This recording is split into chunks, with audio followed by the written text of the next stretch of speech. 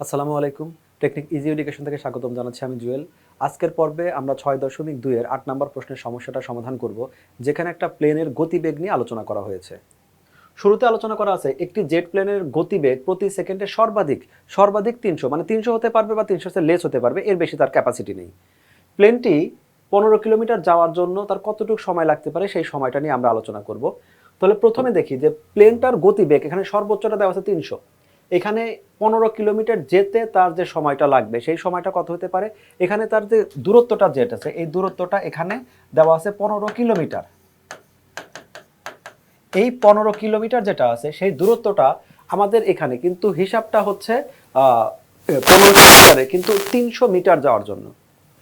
এখানে স্পিডটা কিলোমিটারে, কিন্তু এখানে আমরা ৩০০ মিটার নিয়ে আলোচনা করছি। তাহলে একটা কাজ করি, এটাকে আমরা কিলোমিটারকে মিটারে কনভার্ট করে দিই 15। ছোটবেলায় তুমি এটাকে যখন করতে তখন তুমি এটাকে ১০০০ দ্বারা গুণ করে যেটা প্রকাশ করছো সেটাও তুমি করতে পারো। এখন তুমি সরাসরি এটা ১৫০০ লিখে দিতে পারো, ১৫০০০ লিখে দিতে পারো। এখন এইখানে প্রয়োজনে যে সময়টা আছে সেই সময়টা কত সেটা আমি জানি না। সেই সময়টা আমি ধরে নিলাম যে এখানে তোমরা লিখে দেবে প্রয়োজনের সময় টি। তাহলে আমাদের টোটাল দূরত্ব দেওয়া আছে ১৫০০ মিটার, আর আমাদের এখানে প্রয়োজনের সময়টা যদি টি ধরে নেই তাহলে আমাদের বেগটা কেমন হতে পারে? আমি ধরে নিলাম টি সেকেন্ডের মধ্যে সে এই দূরত্বটা অতিক্রম করতে পারে। তাহলে এইখানে যে বেগটা আসবে সেটা হলো অতিক্রান্ত দূরত্ব, যেটা হলো আমাদের ১৫০০০, আর সময়টা যেটা হলো এটা হলো ডিভাইডেড বাই টি। এই যে সময়টা আসছে, আমরা গতিবেগটা বের করলাম। এই গতিবেগটা এটা কার? ইঞ্জিনের ক্ষেত্রে। ইঞ্জিনের ক্যাপাসিটি আছে কত? সে সর্বাধিক এখানে ৩০০ এই স্পিডে চলতে পারে, এর চেয়ে বেশি চলতে পারে না। তাহলে আমাদের এখানে যে অ্যান্সারটা বের হয়েছে ১৫০০০ ডিভাইডেড বাই এটা টি, এই রেজাল্ট যেটা আছে সেটা আমাদের হতে পারে এই যে ৩০০ আছে ৩০০ সমান অথবা ৩০০ ছোট। ৩০০ সমান অথবা ছোট কেন? ওর সর্বোচ্চ ক্যাপাসিটি আছে ৩০০। তাহলে এই ৩০০ সে হয় কম কাজ করবে, অথবা কোনো যান্ত্রিক ত্রুটি হতে পারে, কোনো বাধা থাকতে পারে, বাতাসের স্পিড একটা থাকতে পারে, তার আমার একটা বাধা থাকতে পারে। সব কিছু মিলায়া আমাদের যেহেতু সর্বোচ্চ স্পিডটাই আমাদের ৩০০, তাহলে সর্বোচ্চটার হর সমান অথবা আমাদের লেস দ্যান হবে। তাহলে এখানে লেস ইকুয়াল এই ইনফরমেশনটা ইউজ করব। তাহলে আমরা এতক্ষণ যে তথ্যটা দেখলাম হলো প্রশ্নে, এইটা হলো তার গাণিতিক রূপ। এখানে আমি এই তথ্যগুলো গাণিতিক রূপটা এখানে প্রকাশ করলাম। তো এই জায়গায় টি এর ভ্যালুটা, সম্ভাব্য ভ্যালুটা কেমন হবে সেটা যদি এখন বের করতে নেই, তাহলে এখানে আমার শুধু এই অসমতাটা সমাধান করলে আমাদের হয়ে যাবে। তো অসমতা সমাধানের ক্ষেত্রে আমাদের দূরত্ব ডিভাইডেড বাই সময় নিয়ে নিয়েছি। এটা আমরা ক্যালকুলেশন করে সময়টাকে এখানে কতটুকু হয় সেটাই বের করব।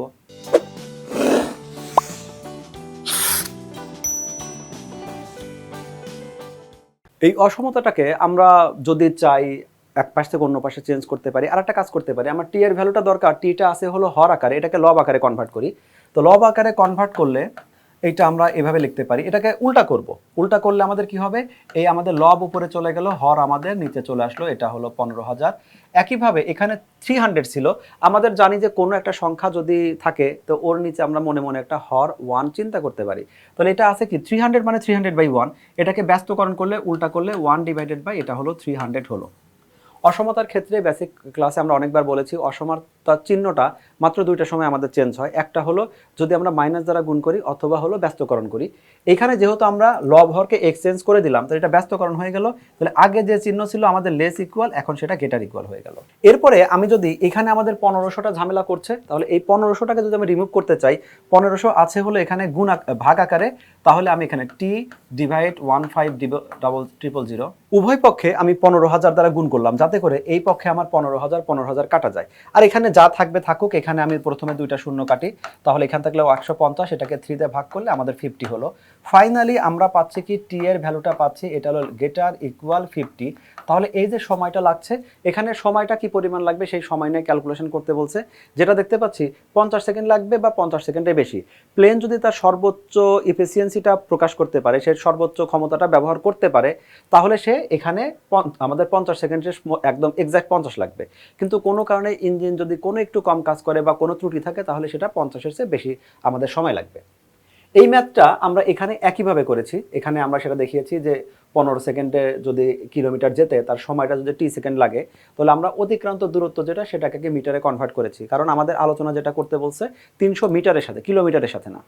তাহলে পরে আমরা ঐকিক নিয়মে যেভাবে করতাম যদি আমাদের টি সেকেন্ডে যেতে লাগে এতটুকু সময়, তাহলে আমাদের 1 সেকেন্ডে কত গতিবেগ, অথবা তুমি ফিজিক্সের মতো করে লিখতে পারো, সুতরাং গতিবেগ সমান দূরত্ব ডিভাইডেড বাই সময়।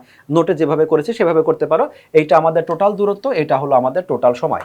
এখন এই যে আমাদের বেগটা বের হলো, প্রশ্নে এটা বলে দিছে যে এই যে আমাদের গতিবেগটা বের হলো, এই গতিবেগটা আমাদের হবে হয় 300 সমান অথবা 300 ছোট, এটা প্রশ্নে দেওয়া আছে। তো আমরা এখানে যেটা করছে যে এখানে হলো উভয় পক্ষকে টি দ্বারা গুণ করছে, গুণ করার পরে তারপরে সাইড চেঞ্জ করছে। এখানে যেটা আছে তুমি মন চাইলে এটাও করতে পারো, অথবা আমরা শুরুতেই এখানে ব্যস্তকরণ করে দিলে সাইন চেঞ্জ হবে, যেটা তোমাকে নোটে দেখিয়েছে, তুমি চাইলে সেটাও করতে পারো। এভাবে সময়ের অসমতাটা তুমি বের করতে পারো যে ন্যূনতম এই সময়টা 50 সেকেন্ড লাগবে বা 50 সেকেন্ডের বেশি সময় লাগবে। তো সময়ের এই হিসাবগুলো করার সময় শুধু আমাদের গ্রেটার দ্যান লেস দ্যান এই হিসাবগুলো একটু ঠিকভাবে রাখবে। আর অবশ্যই মনে রাখবে যে যদি আমরা ব্যস্তকরণ করি তাহলে অসমতা চিহ্ন চেঞ্জ হবে, অথবা উভয় পক্ষকে যদি মাইনাস দ্বারা গুণ করি সেক্ষেত্রে আমাদের অসমতা চিহ্নটা চেঞ্জ হবে। আশা করি ক্লাসটা বুঝতে পেরেছো। পরবর্তী সকল সমস্যা নিয়ে আবারও হাজির হব। আজকের মতো এখানেই বিদায় নিচ্ছি। খোদা হাফেজ।